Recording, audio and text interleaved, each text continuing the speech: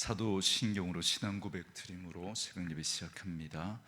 전능하사 천지를 만드신 하나님 아버지를 내가 믿사오며 그 외아들 우리 주 예수 그리스도를 믿사오니 이는 성령으로 잉태하사 동정녀 마리아에게 나시고 본디오 빌라도에게 고난을 받으사 십자가에 못 박혀 죽으시고 장사한 지 사흘 만에 죽은 자 가운데서 다시 살아나시며 하늘에 오르사 전능하신 하나님 우편에 앉아 계시다가 저리로서 산자와 죽은 자를 심판하러 오시리라.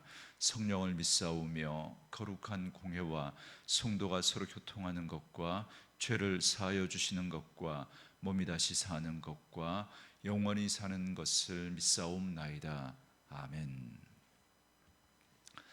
이 아침에 우리에게 주시는 하나님의 말씀은 요한계시록 3장 14절에서 마지막 22절 말씀까지입니다. 요한계시록 3장 14절에서 마지막 22절 말씀까지.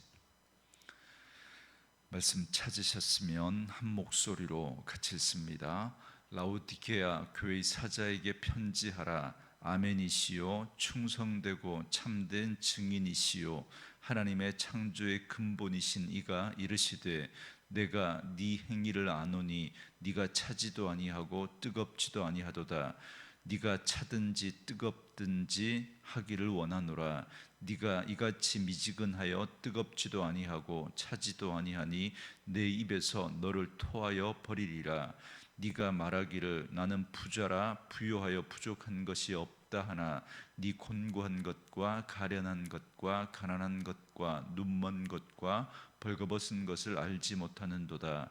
내가 너를 권하노니 내게서 불로 연단한 금을 사서 부요하게 하고 흰옷을 사서 입어 벌거벗은 수치를 보이지 않게 하고 안약을 사서 눈에 발라 보게 하라.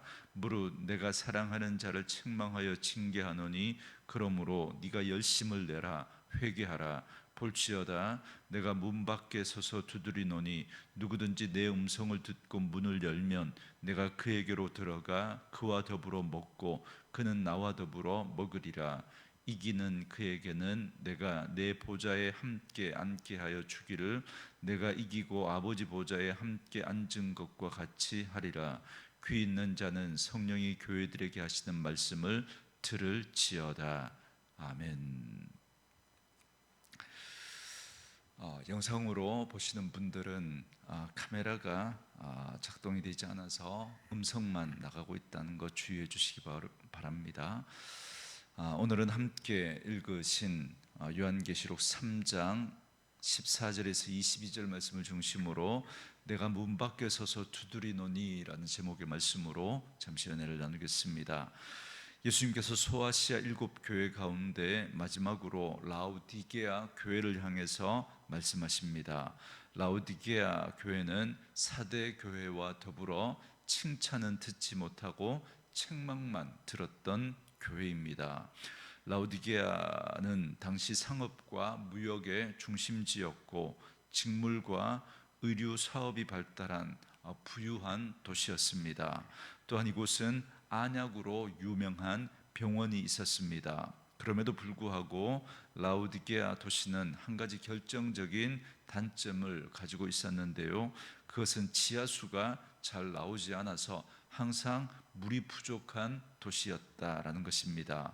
그래서 인근에 있는 유명한 온천 도시인 히에라볼리라고 하는 도시에서 수로를 만들어서 물을 공급받았습니다. 그런데 이 물은 처음에는 뜨거운 온천수였지만 라오디게아 도시에 도착할 무렵이면 이제 미지근한 물이 되어 버리고 맙니다. 그런데 이 미지근한 물에서 이렇게 역겨운 냄새가 나서 그 미지근한 그런 물로는 이렇게 먹을 수가 없는 그런 특징을 가지고 있었다고 합니다. 라오디게아의 이런 상황을 염두에 두고 오늘 본문을 보시기 바랍니다. 먼저 라오디게아 교회에 말씀하시는 주님의 모습입니다. 14절에 보시면 라우디게아 교회의 사자에게 편지하라. 아멘이시요 충성되고 참된 증인이시요 하나님의 창조의 근본이신 이가 이르시되, 그럽니다. 예수님은 라우디게아 교회의 성도들에게 자신을 아멘이라고 소개하십니다. 여러분, 아멘이라고 하는 이 단어의 뜻을 말씀드렸죠. 진실로라고 하는, 진실하다라는 뜻을 가지고 있습니다. 그러니까 겉과 속이 같다는 겁니다. 그런데 이제 살펴보겠지만 라우디게아 성도들은 겉과 속이 다른 이중적인 모습을 가지고 살았습니다. 그런데 예수님 자신은 겉과 속이 같은 진실한 분이시다라고 말씀하시면서 그들의 그런 진실하지 못한 이중적인 모습에 도전을 주면서 자신을 아멘으로 소개하고 계십니다. 그리고 예수님은 자신을 충성되고 참된 증인이라고 소개합니다. 여러분, 요한계시록 1장에서 여기에 대해서 설명해 드렸습니다. 예수님은 십자가에서 죽으시기까지 하나님에 대해서 충성스럽고 참된 증인으로 사셨습니다. 미지근한 신앙을 가진 이 라우디게아 교회 성도들에게 역시 도전을 주시고자 예수님은 자신을 이렇게 충성된 분으로 그렇게 소개하고 있습니다. 또 예수님은 자신을 하나님의 창조의 근본이신이라고 소개합니다. 예수님께서 이렇게 자신을 소개하시는 이유는 예수님은 창조주로서 모든 것의 주인 되시는 분이시다라는 것을 말씀하고 계신 겁니다. 그러니까 지금 라우디게아 교회 성도들이 누리고 있는 이 모든 부와 재물도 결국 예수님께서 그들에게 주신 것임을 잊지 말라는 의미에서 예수님께서 창조의 근본이시고 모든 것의 주인 되시는 분이시다라고 이렇게 자신을 소개하고 있습니다.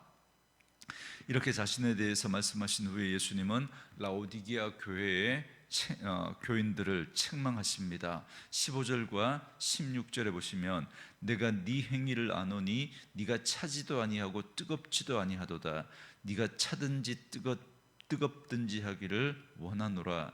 네가 이같이 미지근하여 뜨겁지도 아니하고 차지도 아니하니 내 입에서 너를 토하여 버리리라, 그럽니다. 말씀드린 대로 라우디게아 교회를 향해서 칭찬은 없고 책망의 말씀만 하십니다. 라우디게아 교회 성도들의 차지도 뜨겁지도 않은 그 미지근한 그 신앙에 대해서 예수님은 심하게 책망하시면서 그들을 토하여 버리겠다, 이렇게 말씀하십니다. 여러분, 이 예수님의 책망은 라우디게아 교회 성도들에게는 너무나 생생하게 피부에 와닿는 말이었을 겁니다. 왜냐하면 조금 전에 말씀드린 대로 히에라볼리에서 그들에게 오는 그 온천수가 처음에는 뜨거운 물이었습니다. 그런데 수로를 타고 이 라우디게아 교회에 도착할 때쯤이면 그 물이 미지근한 물이 되어버리기 때문입니다. 그러면 그 물이 가지고 있는 특징이 미지근할 때 역겨운 냄새가 난다는 겁니다.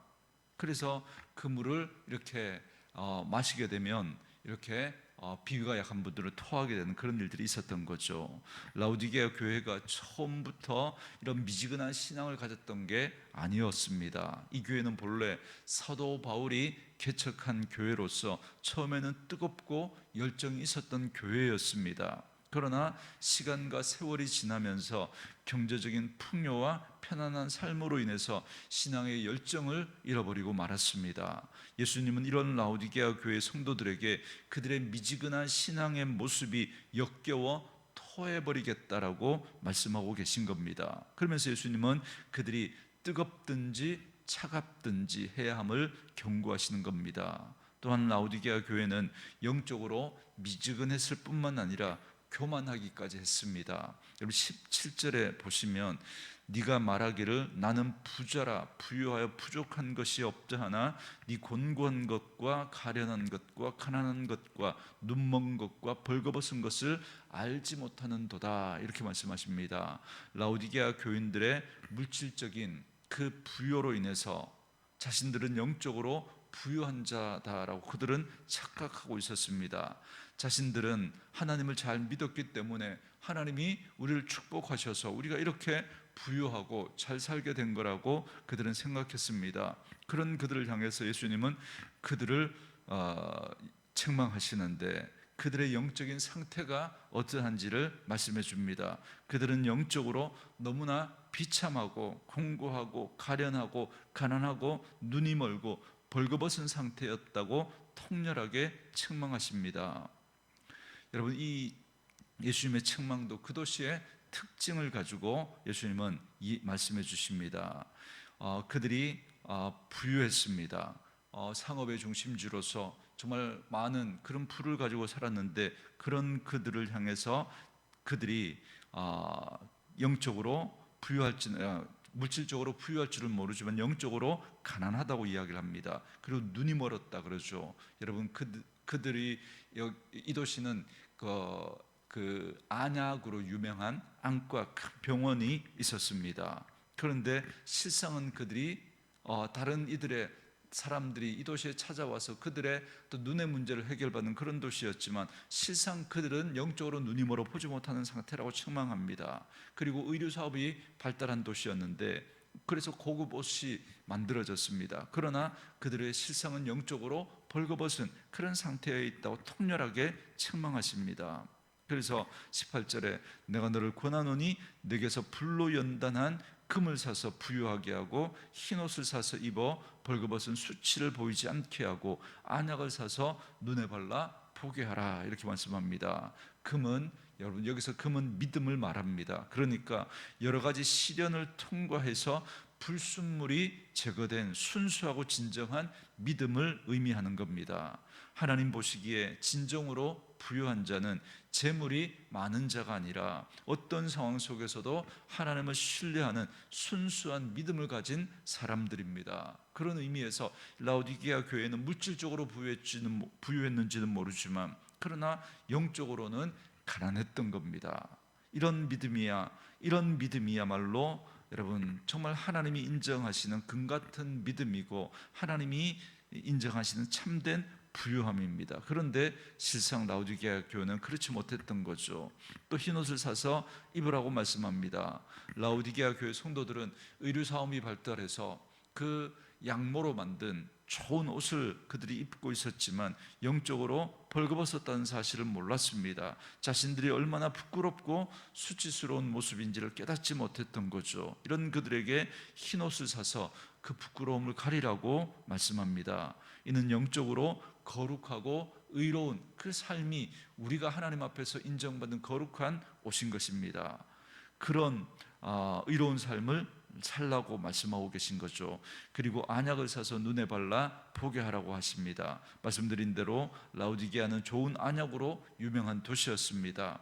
그래서 예수님은 그들이 알아들을 수 있도록 안약을 사서 눈에 발라 보게 하라고 말씀하시는 겁니다. 왜냐하면 그들은 영적으로 눈이 어두워졌기 때문입니다. 그래서 이 땅의 삶이 전부인 양 착각하며 살았던 거죠. 그런 그들을 향해서 영적인 시력을 회복해서 정말 보아야 할 것을 보라고 말씀하고 계신 것이죠.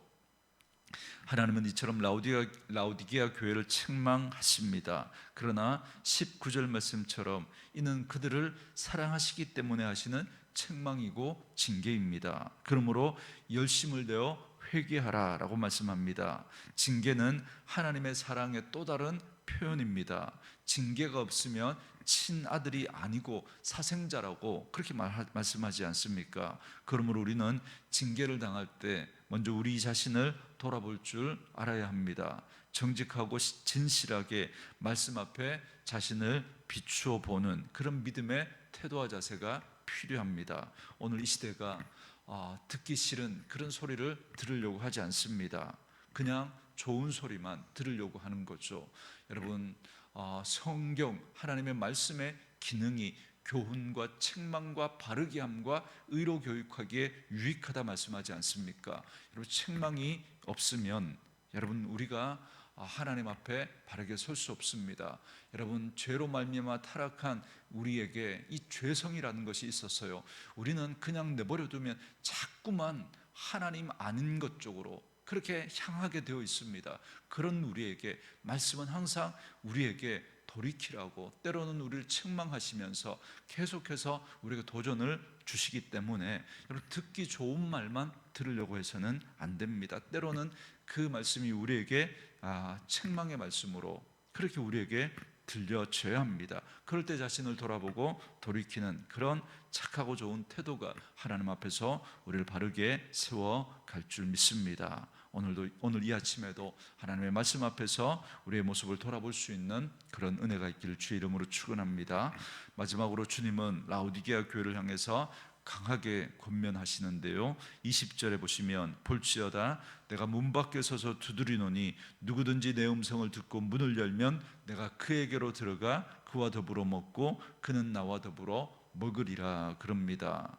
지금 라오디게아 교회의 상태를 말씀해 주고 있는 겁니다. 그들은 주님을 믿는다고 했지만 실상은 주님을 자기 인생 바깥에다가 세워두고 있었던 겁니다. 다시 말하면 주님을 인생의 참된 주인으로 그들은 인정하지 않고 여전히 자신이 주인 되어 살아가고 있었던 거죠. 그렇기 때문에 그들은 미지근한 신앙생활을 했고 세상의 부요에 빠져 안일한 그런 신앙생활을 하고 있었던 겁니다. 그런 그들에게 주님은 애타게 문을 두드리고 계십니다. 그들이 문을 열어 주님을 내 삶의 주인으로 맞아들여서 그들과 더불어 주님은 먹고 마시기를 원하셨던 겁니다. 다시 말해서 그들이 주님 안에서 참된 양식을 먹고 참된 부요함과 배부름과 만족함을 누리며 살아가기를 원하셨던 거죠. 그러므로 오늘도 주님을 우리 문 밖에 세워두고 있는 우리의 모습은 아닌지 한번 살펴볼 필요가 있습니다. 우리는 흔히 예수 믿지 않는 분들에게 이 구절을 가지고 예수님을 내 삶의 주인으로 모셔드리라고 우리는 그 말씀을, 이 구절을 많이 인용하지만 실상은 예수 믿는다고 하는, 교회를 다닌다고 하는 이들에게 주시는 도전이 바로 오늘 이 말씀입니다. 예수님을 믿는다고 하면서도 예수님을 내 마음 바깥에 세워두고 있는 이들이 있습니다. 여러분, 그건 정말 문제죠. 적어도 예수님은 내 마음 문 안에는 들어와 있어야 하는데 혹시 예수 믿는다고 착각하며 살아가고 있지는 않은지 돌아보셔야 합니다. 예수님이 내 마음 안에 들어와 계시기는 하지만 여전히 내 마음의 왕자에 내가 앉아 있다면 여러분, 그 주님을 내 마음의 왕자에 모셔드려야 합니다. 그래서 그 주님과 동행하며 그 주님과 먹고 마시면서 그 주님이 주시는 참된 마음의 그 부요와 평안을 누리면서 행복한 삶을 살아가기를 원하시는 거죠. 저는 저와 여러분에게 이 은혜가 있기를 원합니다. 세상의 그 어떤 것으로도 정말 하나님이 우리에게 주시는 그 기쁨과 평안과 그 행복은 세상이 줄 수 없습니다. 그 주님으로 말미암는 기쁨과 행복이 오늘 예수 그리스도를 내 삶의 주인으로 모시고 살아가는 저와 여러분에게 있기를 원합니다. 그렇지 못하다면 오늘 우리의 모습을 돌아보시고 예수님을 내 삶의 주인으로 모시지 못하고 살아가고 있는 우리의 모습에 대해서 회개하고 다시 우리의 마음의 문을 열고 그 주님을 내 삶의 주인으로 모셔드리고 내 삶의 왕자에 모셔드리고 그 주님을 따라 순종하며 그 주님이 원하시는 삶을 살아갈 수 있는 저와 여러분이 될 수 있기를 바랍니다. 그래서 그 주님과 더불어 먹고 마시고 또 동행하며 주님이 주시는 참된 부유함과 그 복을 누리며 살아가는 저와 여러분 될 수 있기를 주님의 이름으로 축원합니다. 주신 말씀 묵상하시면서 우리 이 찬양 함께 들으시며 기도한 시간 갖겠습니다.